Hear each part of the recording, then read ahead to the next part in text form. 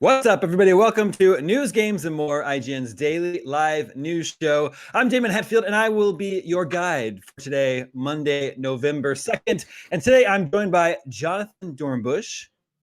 Hello. Hello there. Destin Legary. Bam. Hi, everybody. And Ben Watts. And a good day to you. A very good day to you as well. And lots of fun stuff popping up today. Lots of a little bit strange PlayStation news. And then a little bit later on, Destin's going to get a chance to talk about his favorite game of all time. He's got to love it. What is his game? Well, you're going to have to stick around to find out. Lots of exciting stuff happening right now. We're the week before the launch of next-gen consoles.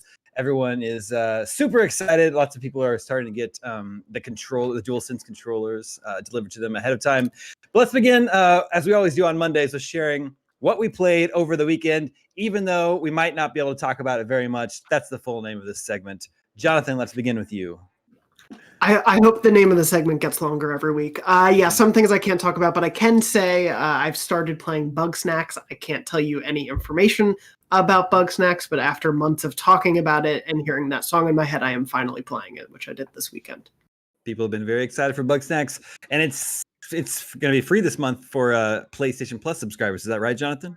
Yeah, and I think it's actually free until like January 2nd or so. It's free for like 2 months, basically. So yeah, you have a little extra time to get it. It's more like a bug. It's more like a bug meal. Ooh. And not just a little snack, in fact. Destin, what were you playing that you might not be able to talk very much about? I just held my DualSense controller all weekend. Oh, we can actually talk about this. Look, it actually turns on. You can see like it lights up blue. Yeah, so I actually did play specifically the Cool Breeze level in Astro's Playroom using my DualSense controller. I can't show you it running, but this is it. Controller feels great. I cannot wait for people to get this in their hands. That's what everybody says. I loved your conversation about it that you guys did for IGN Now. This controller is really, really nifty. It does some really interesting things with the haptic feedback on the triggers. And like when you're the frog and you're doing the jumpy jumps, Dorno. Jumpy jumps. Sure, cool. yeah, the jumpy jumps. Really, really cool controller. The jumpy jumps were my favorite part of that level that we are allowed to talk about. Yeah. And I also played Gears 5 on PC and Xbox One X. And nothing else. That's exciting. You know, I don't know if you know this, but Gears 5 is also a launch game. It's going to be there at launch for Xbox Series X. So I don't know if you're aware of that. Yeah, that's true. Ben, what were you playing this weekend that you might be able to actually talk about? Well, I mean, I don't have access to any of that fun stuff, so there will be no talking about Bugsnax for me. But last time I was on here, I said I am still making my way through Assassin's Creed Odyssey, and that is still happening because I've got to finish that before Valhalla comes out.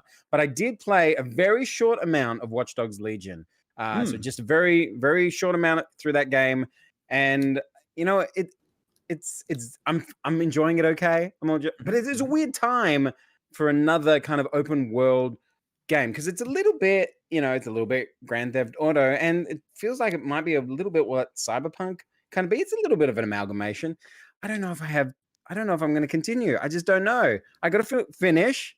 I'll finish myself some Odyssey, then Valhalla will be out, so I got to get into that. And by the time I get anywhere through that, Cyberpunk will be out and it'll be all over. So maybe sometime in 2022 I'll get back to Legion. I mean, that's video games today. Or at least that's video games when you're an adult. When you have kids. I also played Watch Dogs Legion this weekend, and I think I feel similarly to the way you do about it. I'm enjoying myself, but not overly impressed with it, I wouldn't say. Jonathan or Destin, have either of you played it?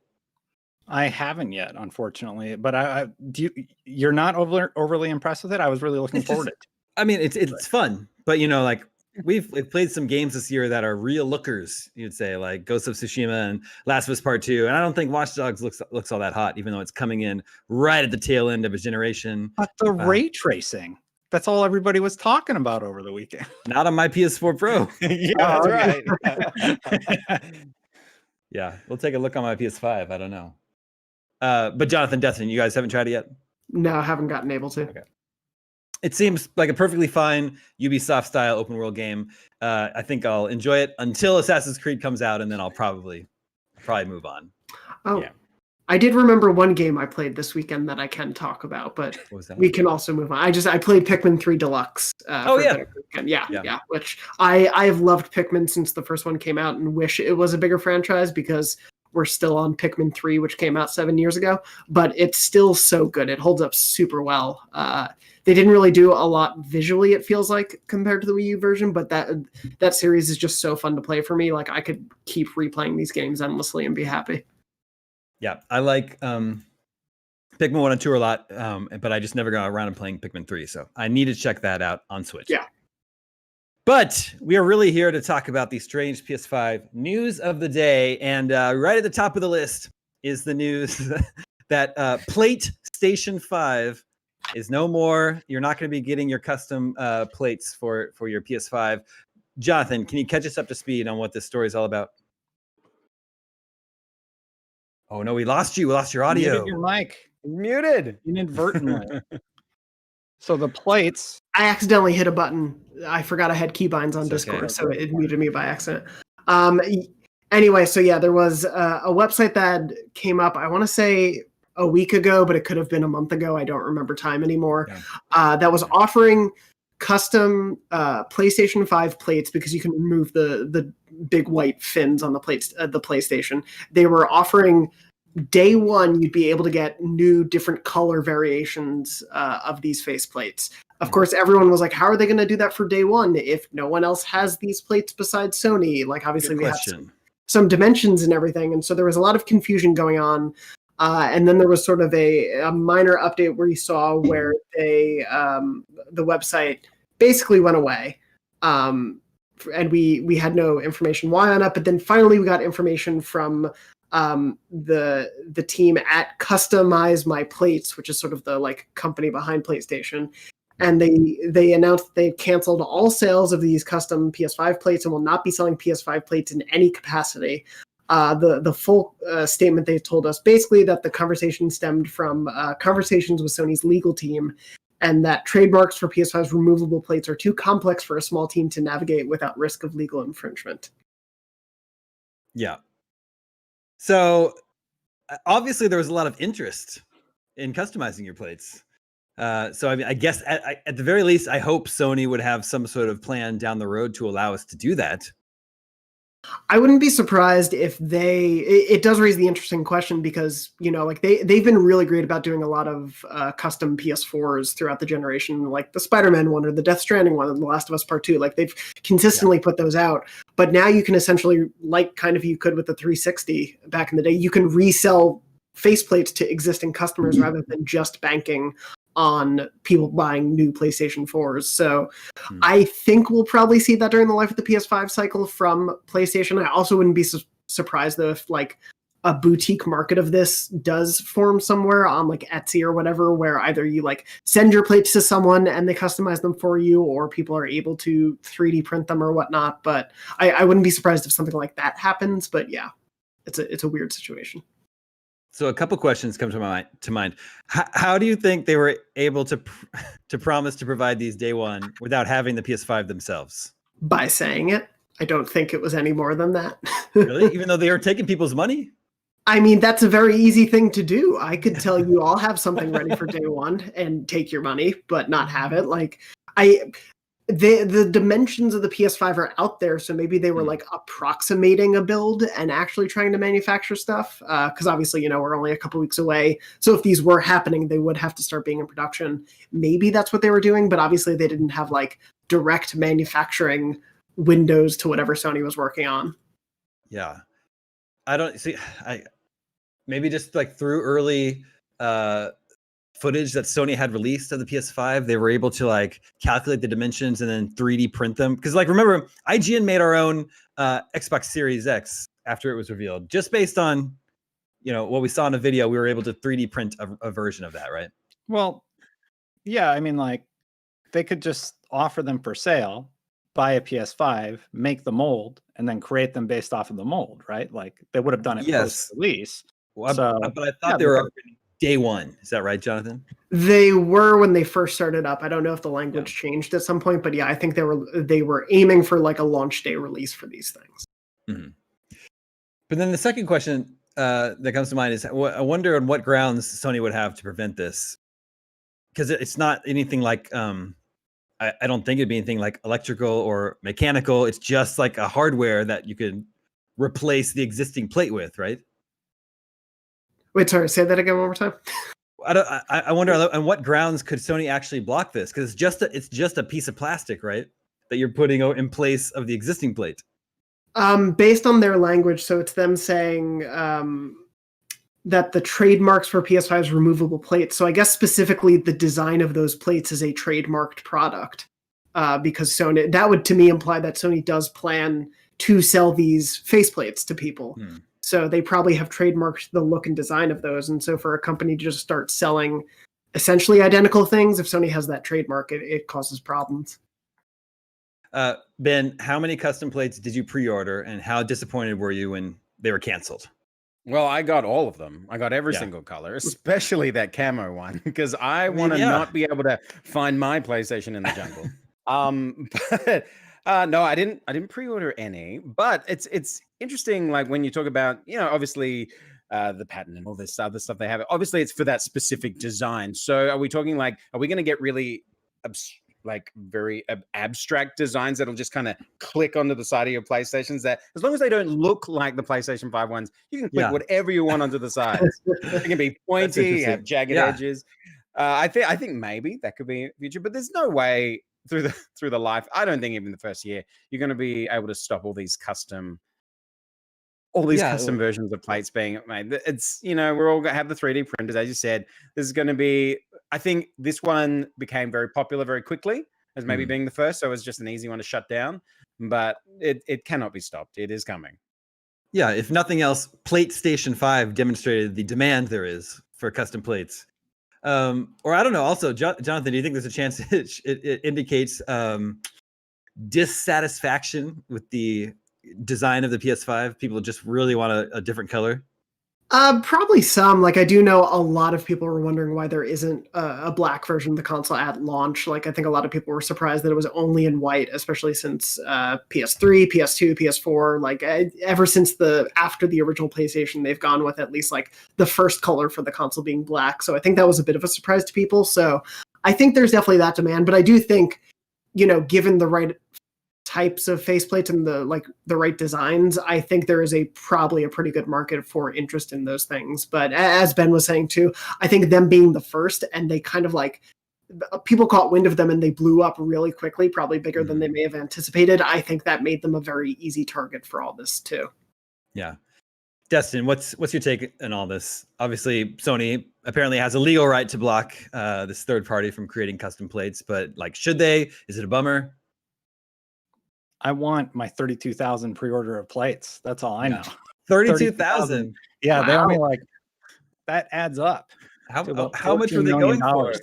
I don't know how I came 10 up with money, but I need it back. Seriously, come on, PlayStation. It's not. It was a nice design. They could just sell stickers that you just put on top of it. There could be etching stations where you could go and have them custom done etching up with artwork or something. I can imagine when we can all go back to malls, you can just go in and bring your plates in and have somebody do a cool design on it or add stickers or something, Yes, I think you can add stickers at home. I don't think you have to take it to the mall to put stickers on. Super fancy stickers like vinyl on your car.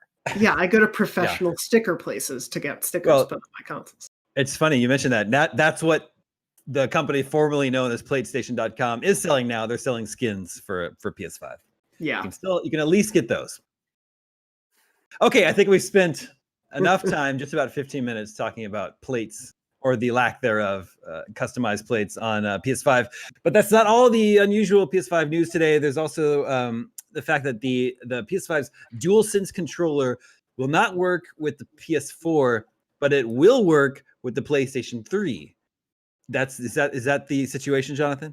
Yeah, people have basically been able to find out that you could connect the DualShock to a PS3, but as far as we know right now, it will not have any compatibility with PS4s as of right now. And I've seen people even connecting it to a Nintendo Switch, which basically just kind of confirms it is a functional and usable Bluetooth controller, which the DualShock 4 had some issues with. It was very like proprietarily built. And so this just seems like it's a little bit easier to use from the start. Now, I don't personally think this is that big a deal. I think it's more strange. But like, do you have any idea why it does not work with PS4? Not really. I mean, other than just that there may be something in terms of the way it's talking to the consoles that prevents it, and because the PS3 was built on very strange architecture, there's some loophole in that allows it to connect. But yeah, as of right now, it's just sort of a like uncertainty why it doesn't connect, but we know at least like Sony is really bullish on getting you to use and adopt the DualSense rather than hold on to DualShock 4s. So maybe I think it's more of a like they didn't want people holding on to their PS4s but buying the DualSense when none of the functionality could be used. Yeah. Destin, you were singing the praises of the DualSense controller earlier on. Does it bum you that you can't also use it on your PS4? Yeah. I mean, my PS4 is basically going to go in the closet now, or because most of the games that I like to play work on the PS5, according to the press release. Yeah. But yeah, I like the controller a lot. I would have liked to play the PS4 games with it. I'm sure they'll do like a firmware patch or something and make it work someday, right? I think so. Yeah. I mean, like it's just a firmware thing, so they could probably just have you plug into the controller, update your firmware, and then you're good to go on PS4. That'd be nice, Yeah. Sony. Saying. Shuhei, we know you're watching. He watches every Monday, man. But only Mondays. Only Mondays, yeah. His weeks get really busy. Yeah. I don't know, Ben, is this an issue for you? Were you planning on still using your PS4? No, I definitely was not. No, I'm moving on with my life. I think we need to move on. We get new consoles. I think it's time the PS4 goes away. I understand all the love for those games, and I have that love too. But I only have so much time in my life, and I want to move on to the newest, best thing. I think somebody I saw online, it could have been even former IGNer Alana Pierce. She suggested, if you're done with your console, donate it to a hospital in need. And so I might do that. I think that sounds like a great idea. So no, this controller issue makes no sense to me. I'm definitely not going back and playing my PlayStation 3 with the DualSense, I'll tell you that much. Yeah, I guess I could just see the case, like if you were going to keep all these consoles like hooked up and you were going to be like switching back and forth, it would be nice to be able to use the same controller. But even then, you'd have to like be syncing it with each different console, right? So it doesn't really seem that practical. Certainly doesn't seem worth getting all riled up about. Although if you look at some of the comments on our news story, some people are riled up about it. Actually, I forgot to mention a thing about the plates on PS5. Jonathan, I had no idea you could customize your plates on your PlayStation 4. Did you? Vaguely. I think I heard it and then never did, but yeah. I checked. You can check on the I guess the PlayStation Store online. You can buy officially made differently colored plates for your PS4. Switch it out. The standard PS4 or the Pro? Well, maybe both. Probably for the standard one. It was probably for the standard one and then no one used it, and so they gave it up on PS4. Yeah. That's a scoop. That's something I learned today. All right, Destin, it's the moment you've been waiting for. Yes. Take it away. You're going to talk about Anthem for 10 minutes. Okay, so what is the Anthem new news on what's coming? New news on what's coming with Anthem 2.0. Anthem is coming next 5 years. I'm telling you guys, it's going to be a big comeback. Coming out of nowhere. Basically, an update was released by Christian Daly. He talked about all the changes that they're making behind the scenes to Anthem to launch Anthem 2.0. That includes how javelins are going to play, the different builds that you can make, and they have just this swath of basically concept art. And you're going to have a choice of equipment or experimentation in your loadout. All items are categorized to one of the 11 available equipment slots. Weapons are either primary or secondary, allowing distinctiveness in their role. Mods and artifact slots replace components.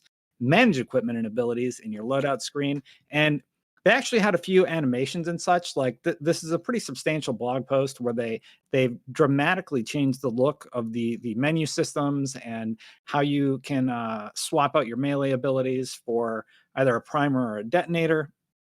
And the game looks totally different. So the thing about this, though, Damon, is I don't think we're seeing this anytime soon. That's like, the thing, right? Yeah. This is like 3 years out at the earliest, Like, right? They keep dripping out this like slow drip of information about what 2.0 is going to be whenever it finally arrives. But then, like, whenever that is, who's going to care?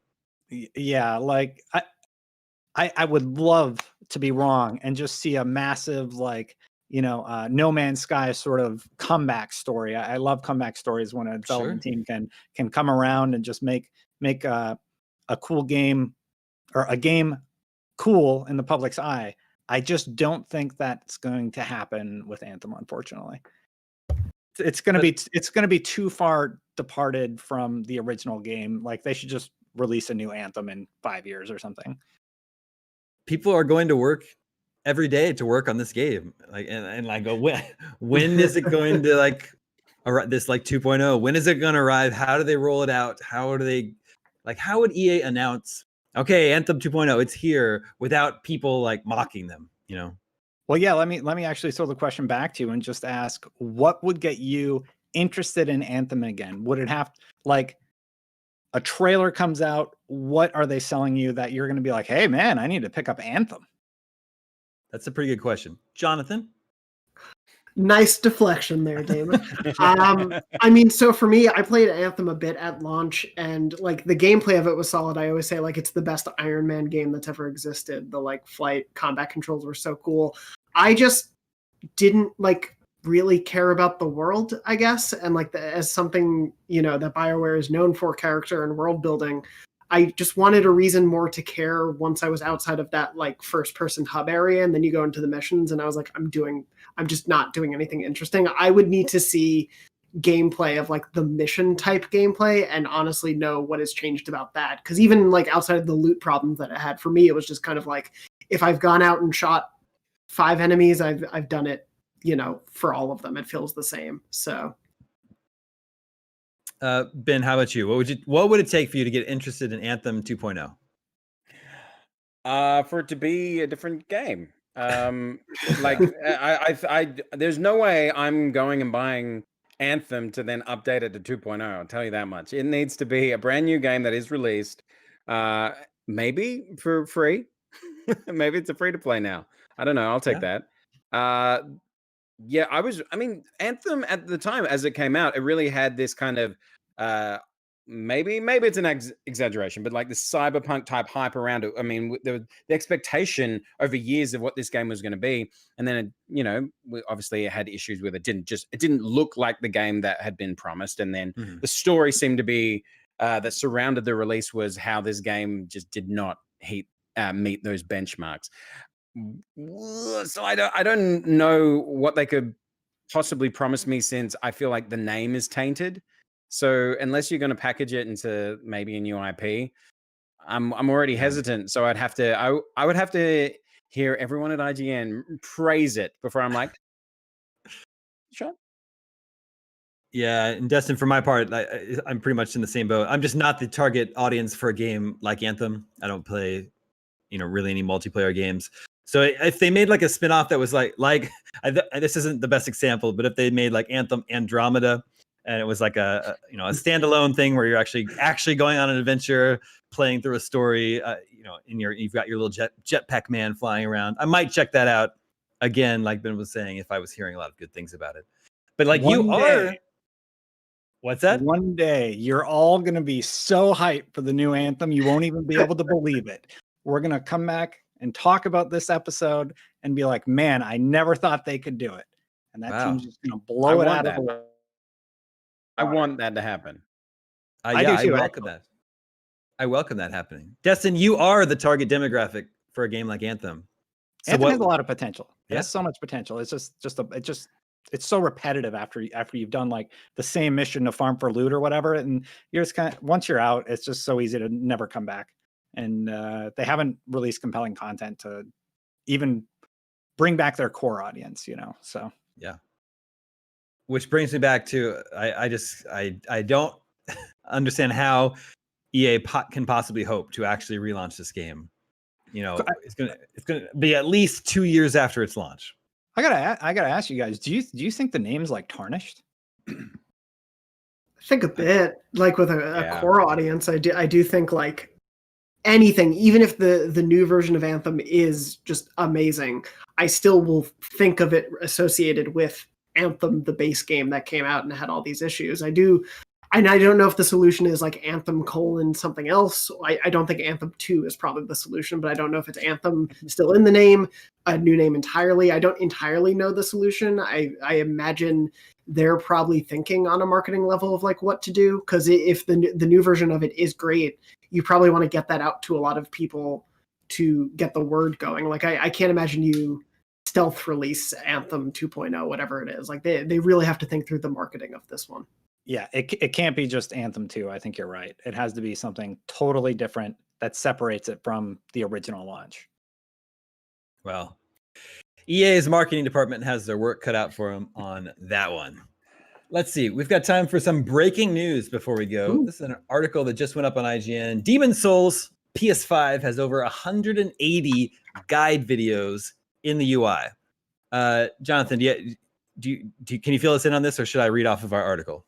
A little bit I can help with it. I think it's coming from a Washington Post interview with Jim Ryan from Sony. And basically it's one of the new features in the PS5 UI is if you're a PlayStation Plus subscriber, it's locked behind that paywall, unfortunately. But basically the games that do use this service will be able to offer in-game help to you as you're playing. So there's the new activity cards that you can kind of zoom out to before you go to the main hub of the PS5. And you can see like your objectives are coming up, like you have to do X, Y, and Z. And the ones that do have the guide help will have a little like PlayStation Plus symbol, and I think it's like a microphone or something. And you can click that, and it gives you essentially levels of help. So sometimes it's maybe like a one-sentence hint, maybe it's a screenshot, maybe it's a video. And obviously Demon's Souls, apparently they're saying we'll have 180 videos. We don't know the extent of what those videos are going to look like, because it is, Demon's Souls is part of a long lineage of games. It was the founding of the modern Soulsborne genre, but it's a genre where the whole point is kind of figuring stuff out yourself or like with the community. So being directly told by the developers, stuck here, well, you should use this axe and have 5 potions of this type in your inventory, and this will help you get through the boss's weak points in X, Y, and Z, feels not within the spirit of Demon's Souls, but they are very adamant that they're not adding difficulty levels. So this may be one way to bypass that for people who do want to experience it, but just don't want to go through the hassle of, trying to figure things out. Yeah. That's interesting. I didn't realize it was only for PlayStation Plus subscribers, which is a strange thing because, in the layers of hardcore gamer, for lack of a better word, I bet the people paying for PS Plus are definitely more on the hardcore side and maybe need game help less than someone who's just picking up a game at Amazon or at Target, It's a weird one. It's either them thinking the people who are the more dedicated gamers are the ones who do seek out game content, maybe, and so that's why they would want it. But yeah, it's also just an unfortunate fact for people who like maybe can't afford a PlayStation Plus subscription after they've had a system, or like if they own a PS4 and can't afford it right now. There is a paywall to it, but I do think it just speaks to the larger question of PlayStation doesn't really know what to do with PS Plus right now. It like the value of why you get it is much different from the value of getting it when it was launched. So bit of a weird situation. Welcome back, Ben. Yes. I was always here. This happened last time, by the way. Ben was actually airing our exclusive footage of Demon's Souls on the PlayStation 5. It's just unfortunate. Yeah. And those embargo lawyers, they swooped in real quick. Yeah. So wait, so Ben, did you hear all that? I did. I was definitely paying attention.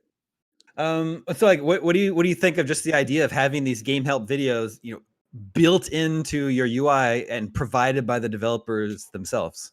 I think that's really, really kind of exciting in a lot of ways that it's going to be that easy. Previously it's like, I can't get past this bit. I got to get my phone out. I'm going to look at the IGN guides, IGN.com, everybody. Wait, is this going to put us out of business? That's awkward. Let's talk to Sony. I mean, that's cool. I don't know how much I will use it because I still want to figure things out myself. But I think for those gamers that really just want to experience it, who aren't into so much the figuring everything out, this is a great resource for them. Yeah, like I'm definitely open to it because I'm definitely not above using a guide if I'm starting to get frustrated in a game. I don't play games to be frustrated. I'm trying to enjoy myself. It's weird to think of like you're a developer making your game, and now Sony maybe is going to require you to produce your own game help content and include it in your game. Like, because I imagine, Jonathan, are you thinking like this is like only certain games, or is it going to be required across the board for every game on PS5?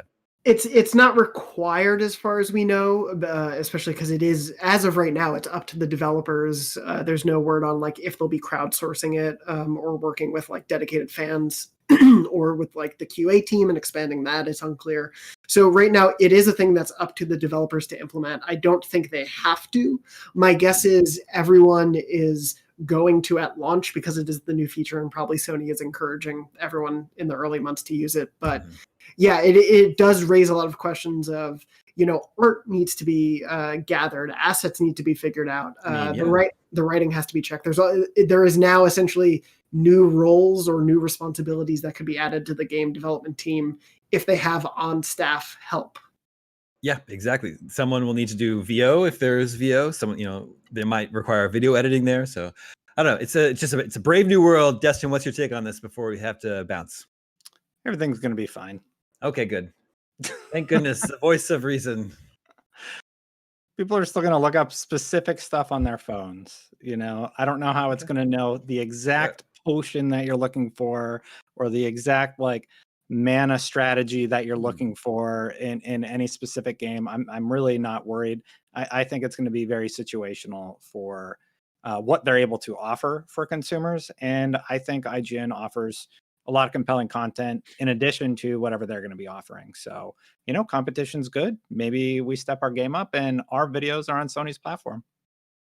That's true. And that's interesting. You think it's more of a situation where people won't use it, or it actually won't be very useful? No, I think it'll be useful. It's just, I don't know how the game's going to be able to detect the exact thing that you're trying to get done in a game. Like oftentimes in Skyrim, one of our most popular guides was like how to get Daedric cards. And how are you going to know that a user wants that specific thing? Like at what point are you going to give them that quest? And if you give it to them at the wrong time, how are they going to be able to navigate and find that? It's something that, I don't know, it's going to be interesting. It's sort of taking a wait and see approach in my mind, because I think it will be helpful in certain scenarios, but not every scenario. And I think that's where somebody like us comes in. Yeah. But to your point, it is easy to imagine a situation in a game like Demon's Souls. If you're fighting a boss, you fail 3 times in a row, the game probably knows what part of the game you need help with there, right? I mean, yeah. Yeah. Okay. If it doesn't, we probably have larger problems to deal with. Yeah, exactly. Well, the good news is Demon's Souls, like there's so many different ways to beat a boss too. So it's not like there's one answer. That's true. The good news is we won't have to wait too long to see how it all works, because of course PS5 is out next Thursday, November 12th, alongside Demon's Souls. So we'll find out then. But that is going to do it for this edition of News, Games, and More. Thank you to Jonathan, Ben, and Destin. Remember, you can find us here every day, same time, 4 p.m. Pacific on IGN's YouTube channel. It's a live news show just talking about all the biggest news topics of the day. Everybody get a good sleep tonight, because I have a feeling somehow that tomorrow, November 3rd, is going to be an exciting day. So everyone's going to want to be well rested. In all seriousness, everybody, stay safe out there. Have a good night.